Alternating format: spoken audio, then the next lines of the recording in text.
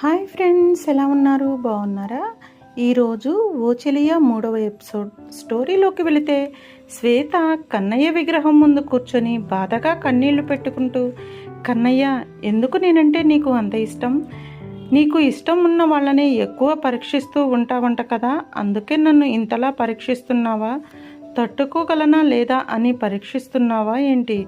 పురిట్లోనే తల్లి ప్రేమకి దూరం చేశావు, తండ్రి ఉన్నా లేనట్లే చేశావు, తోడ పుట్టిన అన్నకి శత్రువుని చేశావు, తల్లిలాగా చూసుకుంటుంది అనుకున్న పిన్నిని కూడా నన్ను ద్వేషించేలాగా చేశావు, నా ఇంటికి నన్ను పరాయిదాన్ని చేశావు, అందరూ ఉండి కూడా అనాథన చేశావు. ఎందుకు కన్నయ్య నన్ను ఇంతలా బాధ పెడుతున్నావు? నేనేం పాపం చేశాను? ఇంతకన్నా నన్ను నీలో ఐక్యం చేసుకుంటే సంతోషిస్తాను కదా, అంతా నువ్వే చేశావు అని కృష్ణుని విగ్రహాన్ని నిందిస్తూ కన్నయ్య కాళ్ళ మీద పడి బోరున ఏడుస్తుంది. అలా ఎంతసేపు గడిచిపోయిందో తనకే తెలియదు. తరువాత లెగిసి కళ్ళు తుడుచుకొని, కన్నయ్య, కోపం వచ్చిందా నా మీద? నీకు తప్ప నా బాధని ఎవరితో చెప్పుకోగలను? నువ్వే కదా నాకు ఉంది. సంతోషమైన బాధైనా నీకు తప్ప ఎవరికి చెప్పుకోగలను? నేను కోరుకునేది ఒక్కటే, ఎంత త్వరగా నన్ను నీలో ఐక్యం చేసుకుంటావా అని అనుకుంటూ ఉండగా, అంతలోపి శాంతాదేవి అమ్మా శ్వేత అని పిలవగానే, వస్తున్నా అత్తయ్య అని కిందకి వెళుతుంది. అప్పటికే వంటగదిలో పనివాళ్ళు వంటలు ఏర్పాటు చేస్తూ ఉంటారు. తను కూడా వెళ్ళి హర్ష కోసం వంటలు సిద్ధం చేస్తూ ఉంటుంది. అంతలోకి హాల్లోకి ఇద్దరి పెద్దవాళ్ళు ముసలి దంపతులు వచ్చి కూర్చుంటారు. వాళ్ళని చూసిన శాంతాదేవి, అత్తయ్య, మామయ్య గారు, ఇదేనా రావటం? మీ తీర్థయాత్రలు అన్నీ అయిపోయాయా అని చెప్పి ఆప్యాయంగా పలకరించి వాళ్ళకి మంచినీళ్ళు అందిస్తుంది. అమ్మా శ్వేత, తాతయ్య, నానమ్మ వచ్చారు, కాఫీ తీసుకొని రామ్మా అంటే కాఫీ కప్పులతో వాళ్ళ దగ్గరికి వెళ్ళి శ్వేతని చూసి వాళ్ళు అయోమయంగా శాంత వైపు చూస్తారు. హర్ష భార్య అత్తయ్య అని చెప్పగానే వాళ్ళు షాక్ అయ్యి, ఇదెప్పుడు జరిగింది అన్నట్లు చూస్తారు. అనుకోకుండా నెల క్రితమే వివాహం జరిగింది అని చెప్తుంది శాంత. శ్వేతని చూడగానే వాళ్ళకి మొదటి చూపులోనే బాగా నచ్చేస్తుంది. అచ్చం లక్ష్మీదేవిలాగా ఉంది నీ కోడలు అని చెప్తుంది రాజ్యలక్ష్మి. రాజ్యలక్ష్మి అంటే శాంతాదేవి అత్తగారు. నా మనవడి సెలక్షన్ సూపర్ అని అంటుంది. కాఫీ తీసుకోండి అమ్మమ్మ గారు, తాతయ్య గారు అని మర్యాదగా పలకరిస్తుంటే, ఇంకా కాఫీ కప్పు తీసుకొని కాఫీ తాగి ఫ్రెష్ అవ్వటానికి వాళ్ళ రూము వైపుకు వెళుతూ కొడుకు దగ్గరికి వెళ్ళి రాజ్యలక్ష్మి కొడుకుని చూసి కన్నీళ్లు పెట్టుకుంటూ, నీకు ఈ దుస్థితి ఏంట్రా? ఎప్పుడు నువ్వు బాధ నుంచి బయటపడతావు అంటూ కన్నీళ్లు పెట్టుకుంటుంది.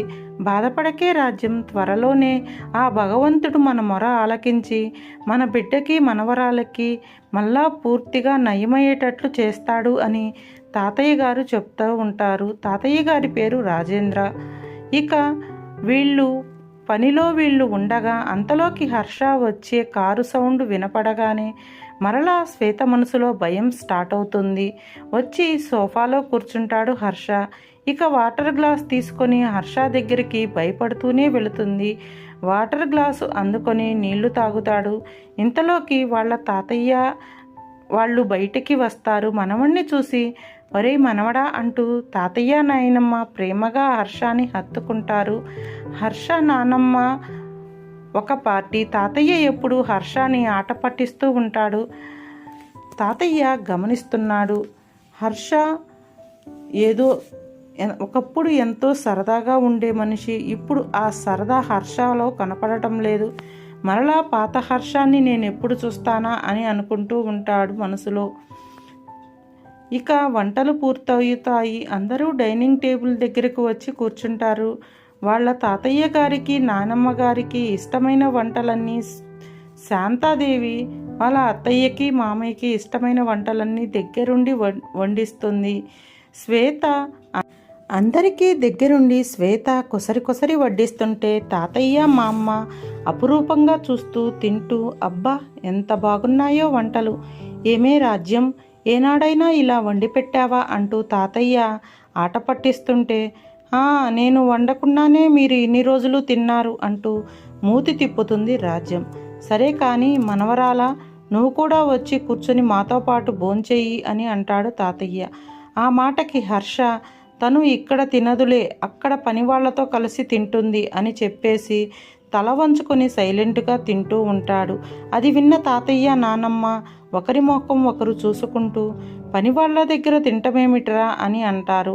అది అంతే అనేసి తను తినేసి చేయి కడుక్కొని వెళ్ళిపోతాడు తన బెడ్రూమ్లోకి. ఏంటే ఇదంతా అని శాంతాదేవిని అడుగుతుంది రాజ్యలక్ష్మి. ఏముందత్తయ్య, అది దాని కర్మ అని చెప్పేసి తల కొట్టుకొని అక్కడి నుంచి వెళ్ళిపోతుంది శాంత. ఇక్కడ జరిగేదేమీ అర్థం కాని తాతయ్య నానమ్మ ఒకరి ముఖాలు ఒకళ్ళు చూసుకొని ఇక వాళ్ళకి ఆ తిండి సహించక చెయ్యి కడుక్కొని వాళ్ళ బెడ్రూమ్కి వెళ్ళిపోతారు. హర్ష బెల్లు మోగించగానే పరుగు వంటి నడకతో తన బెడ్రూమ్ దగ్గరికి వెళుతుంది శ్వేత. హర్ష అప్పటికి అటువైపు తిరిగి ఫోన్ మాట్లాడుతూ ఉంటాడు. శ్వేత వచ్చింది గమనించాడు. శ్వేత తన వెనకాలే నించొని ఉంటుంది. సడన్గా ఇటు తిరిగిన హర్షకి ఆ ఊపు తట్టుకోలేక కింద పడిపోతున్న శ్వేతని తన నడుం చుట్టూ చేయి వేసి పట్టుకుంటాడు. అలా ఒకళ్ళు కళ్ళల్లో ఒకళ్ళు చూసుకుంటూ ఉండగా అంతలోకి కింద పెద్ద శబ్దం అవుతుంది. ఇద్దరు హడావుడిగా కిందకి పరిగెడుతూ ఉంటారు. ఇది ఈరోజు ఎపిసోడ్. అసలు కింద ఏం జరిగింది, శ్వేతని ఎందుకు పని మనుషులతో పాటు కూర్చొని తినమంటాడు, ఇవన్నీ ముందు ఎపిసోడ్లో వస్తాయి. ఈ వీడియో కనుక మీకు నచ్చితే లైక్ చేయండి, షేర్ చేయండి, కామెంట్ చేయండి. మరిన్ని వీడియోల కోసం మా ఛానల్ని సబ్స్క్రైబ్ చేయండి. పక్కనే ఉన్న బెల్ ఐకాన్ నొక్కండి. Thank you for watching.